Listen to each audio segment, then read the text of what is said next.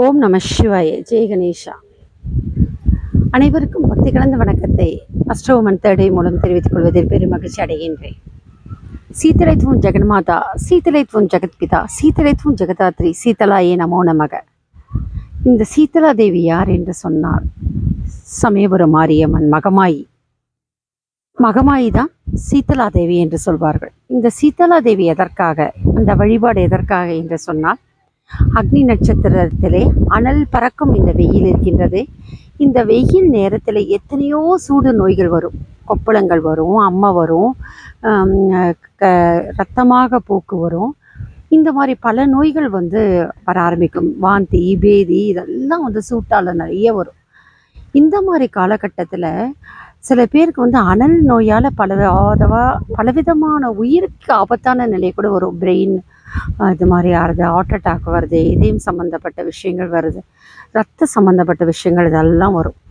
சொல்லுவாங்க இல்லையா, அக்னி நட்சத்திரமே என்ன அப்படின்னா, இந்த அக்னி நட்சத்திரம் சூரியன் மேஷராசியில் உச்சமாக இருக்கின்ற காலகட்டத்தில், அதுவும் குறிப்பாக அந்த கிருத்திகை நட்சத்திரம் என்று சொல்லும்போது, அந்த நட்சத்திரத்தில் செவ்வாயுடைய அந்த சாரத்திலே பயணிக்கின்ற காலகட்டம்தான் அந்த சூரிய பகவானுடைய அந்த ராசியில் அந்த பயணிக்கின்ற காலகட்டம் தான் அக்னி நட்சத்திரம் சொல்லப்படுது. அப்போது சூரியனும் கொழுந்து விட்டு எரிகின்ற ஜுவாலை, அதே மாதிரி அக்னி பகவானும் சரி கொழுந்து விட்டு எரிகின்ற தன்மை. இந்த மாதிரி நேரத்தில் தான் சூடானது ரொம்ப தகிக்க ஆரம்பிக்கும். உலகத்திலேயே மக்கள் சூட்டு நோயால் பாதிக்கப்படக்கூடாது, மக்கள் பல வியாதிகளால் கஷ்டப்படக்கூடாது. இந்த பருவ மாற்றத்தின் காரணமாக எத்தனையோ விதங்கள் நோய் நொடிகள் ஏற்படும்.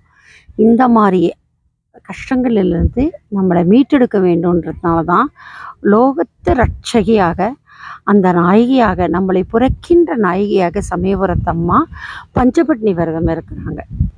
அதுதான் அந்த அம்மாவுடைய அதீத சிறப்பு. பங்குனி முதல் ஞாயிறுலேருந்து அந்த கடைசி ஞாயிறு வரைக்கும் அந்த நேரத்தில் அம்மா சூடோடு இருக்கின்றதுனால தான் அங்கே பூவை சொரியிறாங்க. பூச்சொரிதல் விழா. அம்மா குளிர்ச்சியாக இருக்கணும்.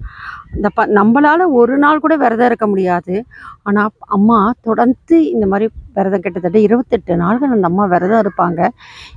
அந்த அம்மா விரதம் இருக்கின்ற காலகட்டத்திலே நீர், மோர், பானகம், கரும்புச்சாறு, இந்த மாதிரி ஆகாரங்களை மட்டும்தான் அம்மா குளிர்ச்சியாக எடுத்துப்பாங்க. இளநீர் இந்த மாதிரி தான் எடுப்பாங்க. பழச்சாறு அப்படி தான். அதுதான் அந்த அம்மாவுக்கு சமயபுரத்தாக நெய்வேதியம் படைக்கப்படும். எதுக்காகன்னா, தான் பட்னி பஞ்சபட்னி இருப்பதன் காரணமாக லோகத்தில் இருக்கின்ற மக்கள் எல்லாருமே அந்த சூடு நோயால், அக்னியால், வெப்பத்தால் பாதிக்கக்கூடாதுன்னு என்ன ஒரு கருணை. அதுதான் அளப்பெரிய கருணை. அதுதான் கடவுளுடைய சக்தி. யாரெல்லாம் கடவுள் தெய்வத்திற்கு சமானமாக வைக்கப்படுவார்னு சொல்லுவார்ல வள்ளுவர், யாரெல்லாம் தனக்காக வாழாமல் பிறர் நலத்துக்காக வாழறாங்களோ, பிறருடைய வழியை பார்த்து யார் துடிக்கிறாரோ, பிறரை எல்லாம் காப்பாற்றுவதற்கு யார் முன் வருகிறார்களோ, தன்னை மறந்து பிறர் நலத்துக்காக யார் பேணுகிறாரோ, அவர்கள் எல்லாம் என்ன சொல்வார்கள், தெய்வத்துடைய உயர்ந்த நிலைக்கு சொல்லுவாங்க. சாமிடா, என்னுடைய சாமியா என்னை காப்பாற்றினாருன்ற அளவுக்கு சாமியாக சொல்கிறாங்க. அது காரணம் என்னென்னா, இந்த சமயபுரத்தம்மா, இந்த தெய்வம்தான் நமக்காக தன்னை வருத்தி நம்மளை வாழ வைக்கிறார். அப்பேற்பட்ட அந்த சக்தி அந்த அம்மா நம்மளுக்கு பஞ்சபட்னி விரதம் இருப்பதன் மூலமாக நமக்கு ஒரு குளிர்ச்சியை தருகின்றார். அதனால தான் இன்றைக்கும் இவ்வளோ கொடும் அனல் வெயிலேயும் நமக்கு தமிழ்நாடு முழுக்க, கேரளா, கர்நாடகா, ஆந்திரா எல்லா இடத்துலையும் பார்த்திங்கன்னா எவ்வளோ அழகான அந்த மழை பொழிவு கொடுத்து அம்மா எவ்வளோ பெரிய சூட்டை தணிச்சிருக்காங்க. அந்த அம்மா தேரோடினாங்க. இங்கே பார்த்திங்கன்னா அவ்வளோ குளிர்ச்சி வந்தது.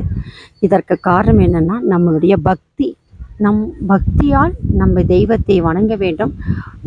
யார் யார் வீட்டிலெல்லாம் சூடு சம்பந்தப்பட்ட வியாதிகள் இருக்கின்றதோ, அக்னிய தேவனால் யார் யார் அவதியுறுகின்றீர்களோ, அதே போல் செவ்வாயுடைய காரகத்துவம், சூரிய பகவான காரகத்துவத்தில் யாரெல்லாம் பாதிக்கப்படுகின்றீர்களோ அவர்கள் எல்லாருமே செவ்வாய்க்கிழமை, ஞாயிற்றுக்கிழமை, அந்த குறிப்பாக இந்த அக்னி நட்சத்திர காலகட்டத்திலெல்லாம், இந்த சம்மர் சீசன் சொல்கிறவங்கள, இந்த வெயில் காலகட்டத்திலெல்லாம் யாரெல்லாம் செவ்வாய் ஞாயிறு காலகட்டத்தெல்லாம் சமயபுரம் மாரியம்மனை நினைத்து மனதார வழிபடுகின்றார்களோ அவர்களுக்கெல்லாம் அம்மா எப்படி சீதலா தேவியாக இருந்து இந்த பூமிக்கு குளிர்ச்சி தருகிறார்களோ, பஞ்சபட்னி விரதம் இருந்த அந்த தாய் எப்படி குளிராக இருந்து வேப்பலைக்காரி எப்படி வேப்ப மரத்துக்கு நீரை எவ்வளோ குளுகுளுன்னு இருக்கும், வேப்பங்காத்து எவ்வளோ நொய்த்தி இருக்கும், வேப்பிலேயே அருமருந்தான் அந்த வேப்பலைக்காரி வந்தாலே.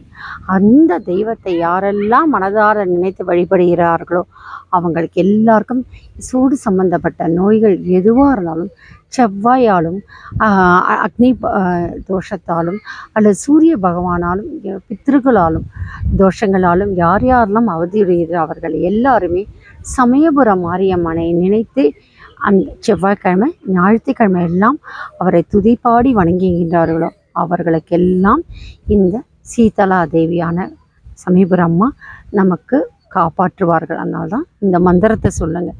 எனக்கு ஆழ்வார் திருநகரில் ஐயனார் கோயிலில் ரொம்ப வருஷம் முன்னாடி ஒரு 25 வருஷம் முன்னாடி இருக்கும்னு நினைக்கிறேன், துர்க்கை சித்தர் வந்தார். அந்த கும்பாபிஷேக பத்திரிக்கையில் கிடைச்சது தான் இந்த மந்திரம் எனக்கு, துர்க்கை சித்தர் அருளிய மந்திரம்னு. அதில் வாசகம் எழுதியிருந்தது, சீதலேத்துவம் ஜெகன்மாதா, சீதலேத்துவம் ஜெகத்பிதா, சீதலேத்துவம் ஜெகதாத்ரி, சீதராயே நமோ நமக. அம்மா ஜெகன்மாதா நீயே, ஜெகத்பிதாவே நீயே, ஜெகதாத்ரி இந்த உலகம் முழுக்க நீதான், ஜெகன்மாதா பரமேஸ்வரி ஆதிபராசக்தி சமயபுரத்தாயே நீதான் எனக்குன்றத ரக்ஷகி கிட்ட சரணாகதி அடைங்க. உங்களுக்கு அத்தனை நோய்களும் தீரும். செவ்வாய் தோஷம், ஞாயிறு தோஷம், சூரியனால் வருகின்ற அத்தனை தோஷங்களும் நீங்கி நீங்கள் சுபிட்சமாக வாழ்வீங்க.